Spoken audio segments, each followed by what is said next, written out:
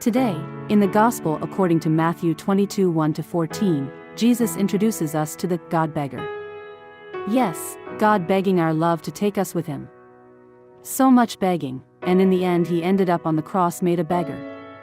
And on the cross, Jesus asks the Father to forgive those men so difficult to conquer. Since the day of the cross, heaven is on sales. Look at Dismas, the good thief. He knew how to take advantage of the sales. Lord Jesus, today you call us to be prophets among our own, to proclaim the gospel with love, to invite everyone to listen to your word, which is the banquet that leads us to eternal life. You tell us, many are invited, but few are chosen. Grant us, Lord, the grace to fervently proclaim your gospel. Grant us the grace to lead many to accept you as Lord and Savior. Praise to you forever, Lord Jesus Christ.